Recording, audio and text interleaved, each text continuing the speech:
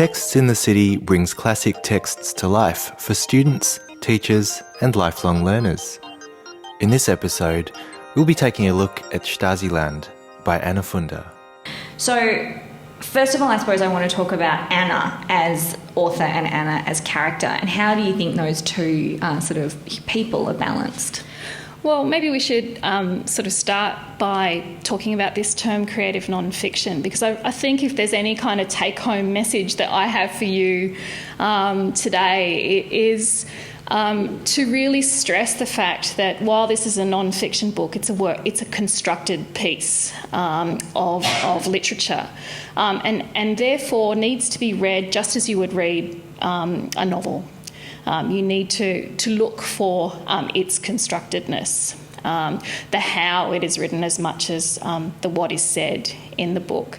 So creative nonfiction, is this a term you're familiar with? Yeah. So it's, I suppose to just quickly define it, it's a genre that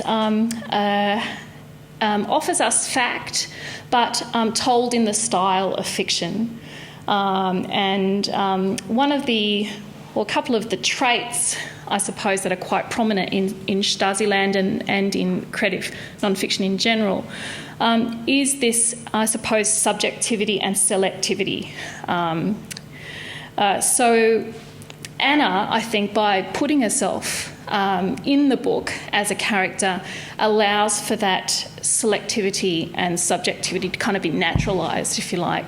I think she kind of plays it both ways. You know, she wants to tell us that she's an insider. She's very keen to tell us that she's spent time in Germany before and after the wall fell, that she has the language under her belt. Very early on in the book, she uses a German idiom to let us know that. She often sort of litters the book with German words that need translation. But I think she's also quite keen to stress her difference as well. And I think for me that swimming scene is sort of about not being one of these people who needs rules, who needs order, who can, I suppose, be direct and act from the gut. Yeah. I know that the book was not particularly well received in former East Germany, and that a lot of people felt very hostile that, you know, some random Australian lady who'd written this book about something that was very, very personal to them. Do you think this book could have been written by a German? That's a really interesting question. Certainly, Funder thinks that these women would not have told their story to her in quite the detail, perhaps the emotive detail that they did if she had been a local. I think there's certainly evidence in the book that the level of detail these women are willing to give Anna is partly because they realise they need to explain a lot of things to her for her to really kind of get it. She, at one part of the book, describes herself as an eye on this on the ceiling, in a ceiling corner, and I don't think she's an eye in the ceiling corner at all. I think she's very much placed within the story and is very, very subjective. I think I think some of the criticisms have been around her sort of unremittingly bleak portrait of this world. I mean, people did have lives in the GDR, and we have the drunks at the end of the book stressing that to her, you know, and kind of telling her about some of the positive things that did occur. Cheaper prices, no homelessness, what have you. And it could be argued, I think, that while the book does mention this other side, it certainly puts the emphasis on the more traumatic, on the more violent aspects of that past. I think it's often really helpful with any kind of literature, but with this kind in particular, is to kind of look at the levels of ideology that are going on. That, you know, there's always the surface ideology, which is what the writer is telling you. But then after that, there is an implicit ideology, which is the author's own kind of unspoken ideological beliefs. And those are things that an author cannot hide really entirely, that they will always come up. So you're right that she is, you know, she's a small L liberal, that, you know, she comes from Australia. She is obviously a big fan of, you know, equal rights for ladies and democracy and, you know, all the other things that we kind of just take for granted. And then there also is like a level of cultural ideology, and that is where her Australianness comes through as well. And I think you might then see, you know, her positioning of herself as a character, as a kind of honesty, you know, as a kind of, I guess, fessing up to the fact that she is telling this story from her own particular point of view. Anna as a character is very interesting to watch, I think, and I urge you to students out there to watch where she decides to intervene when she's allowing her subjects to narrate their past. She often tells us, for example, how to react to somebody's story. And I think contrasting the way that she reacts to, say, Julia and Miriam's stories compared with, say, Herr Bock is quite an interesting thing. I think we see a quite visceral, physical reaction to the women's stories in Stasiland, but we have her kind of correcting Herr Bock while she's not in his presence in the book. So, I think watching Anna as a character is a really important thing to do when you're analysing this text. Do you think she's a reliable narrator? I think she certainly performs reliability. So she's very good at, I suppose, performing the role of the investigative journalist. So we see her taking notes. And we know that she puts a tape recorder on because we're told that tape recorder is there. And I think she performs fairness by putting that advertisement in the newspaper for Stasi men to come and talk to her about their experiences. I think that kind of suggests to us that she's trying to get some kind of balanced account, but maybe that's something we can discuss, whether or not she achieves a balance there. Who do you think is Funda's intended audience? Who is she writing this book for? I don't think it's for Germans. I think that's clear. I think what Funda, whether consciously or unconsciously, taps into here is an audience that craves reality. So I think, you know, this book, published in 2002, is part of this kind of surge of non-fiction writing that I think is at its kind of epoch right now. So there's this real taste for real stories. And it's been argued by, you know, various critics that this has something to do with 9/11, that 9/11 is the end of postmodern irony, the end of game playing and fiction, and, you know, people want, after 9/11, real issues need to be faced. We need to talk about political issues in our literature. And I think, in a way, this book is a kind of response to that. How many parallels do you think there are to be drawn between the GDR and sort of post 9/11 Western society? Well, it's interesting, isn't it? You know, that surveillance is obviously a very big theme in this book, and you know, post 9/11, many of our Western governments brought in quite stringent laws about security. So I think, it does have a pertinence that kind of goes beyond Germany and those set of circumstances that it faced after World War II. And I think probably there's also there's something chilling about sort of thinking about it. You know, they say that in the UK, your average British person is filmed by 70 different security cameras every day, and that it must be so easy, really. Like, you look at a book like this and you think, that could never happen here, what a ridiculous thing. You know, it seems so extreme. But then you sort of look at these sort of bit by bit sort of tightenings of security and restrictions and airport security theatre and all the rest of it, and you think, actually, maybe it would be quite easy just to slip into. Yes, I think the book is very interested in the way that privacy and, I guess, personal freedoms are eroded bit by bit.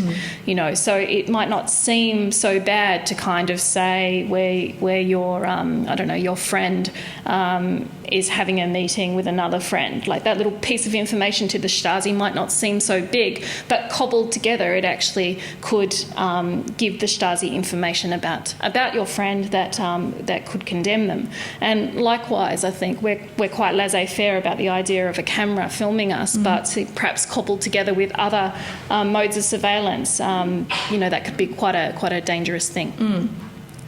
So I wanted to talk about some of the contrasts in the book, because I know this is something that you guys, do look at.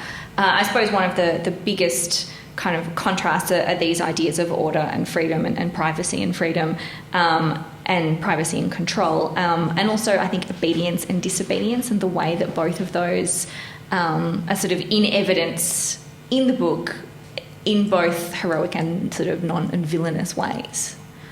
Yeah, I think Anna is very interested in ordinary acts of courage. I don't think she's interested in ideologically motivated acts of courage.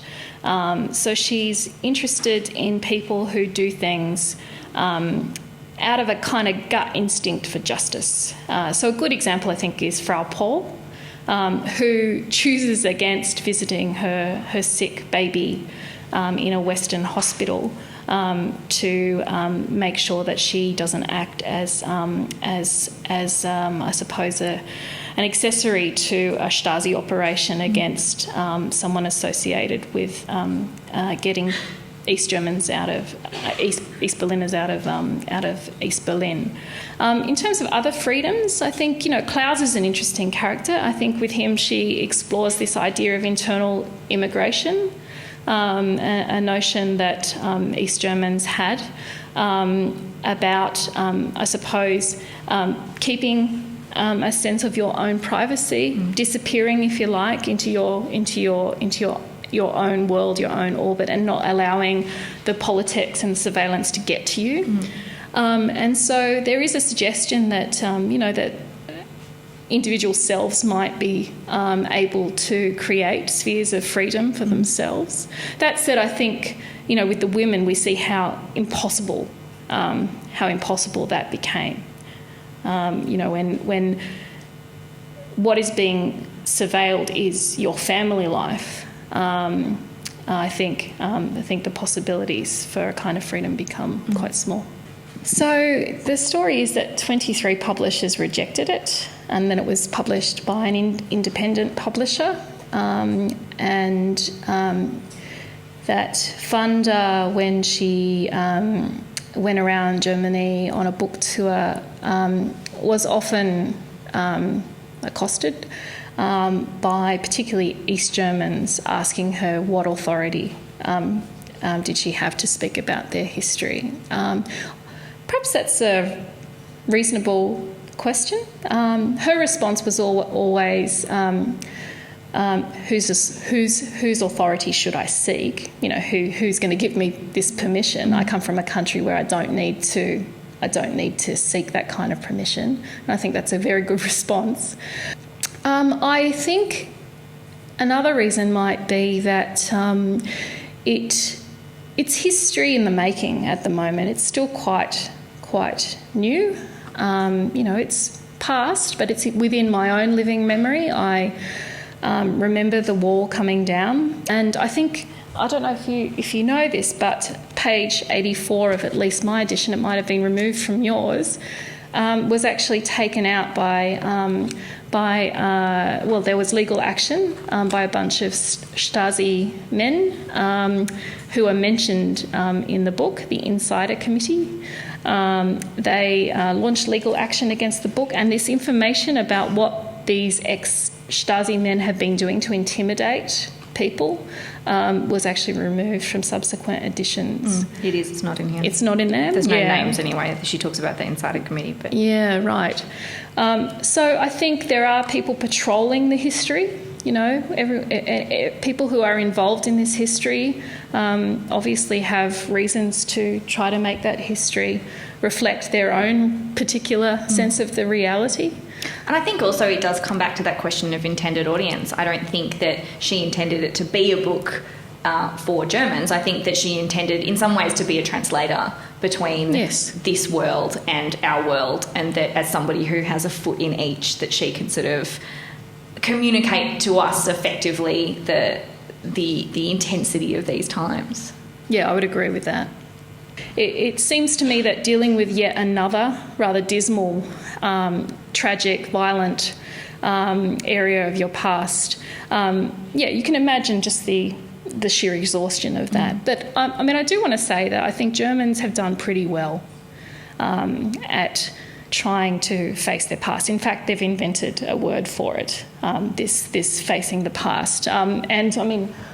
Anna, in the book on page 4, mentions this word. You'll remember that she talks about loving the stickle-brick language of German, and she lists a whole bunch of German words. And I think it's really interesting to look at those German terms, because I don't think she's just chosen them randomly. I mean, there are many composite words in German. But the last one that she mentions here, Vergangenheitsbewältigung, is actually a word that means coming to terms with the past. There's a whole genre of literature in Germany that is about coming to terms with the past, usually the Holocaust past, but I think it can be generalised to other things too.